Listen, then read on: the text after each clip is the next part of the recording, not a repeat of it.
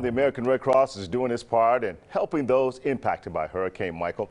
The storm battered the Florida Panhandle, left behind serious damage in South Alabama and South Georgia. And joining me now with more on those relief efforts is Annette Rowland. We thank you for being here. Thank you, Art. Michael was a Category 4 storm, and you really can't prepare for something like that. You really don't know the magnitude. How did you get ready for that?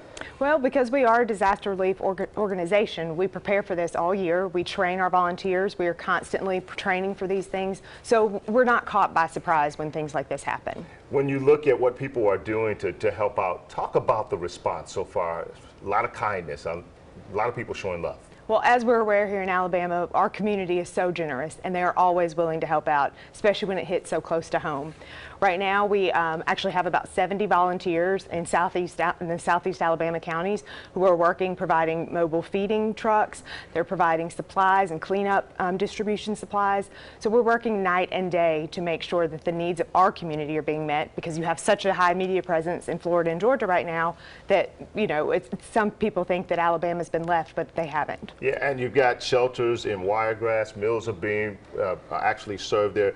What else are you actually doing for those survivors? Because a lot of survivors, because this storm had such a widespread damage. So I'll tell you right now, Alabama Power has done an amazing job of getting power restored, but there are still a couple of thousand down in the southeastern counties without power. So therefore, we're having to feed, because you don't have power, you don't have a way to cook for yourself. So we have about 4 mobile feeding trucks right now that are going through communities within the Wiregrass community and making sure that people are eating. We're also providing cleanup supplies such as shovels and gloves, and those things you don't really think about. Right, and CBS 42, along with our parent company, Nexstar Media Group, raising money for Neighbors in Need. How does that money actually help the Red Cross, as we put our graphic up there of how people can get involved? So I'll give you a great example. Say you're in a storm and you can't get back into your home. When you evacuate, you may not think to bring your sunglasses or your eyeglasses. You may not think to bring your medications.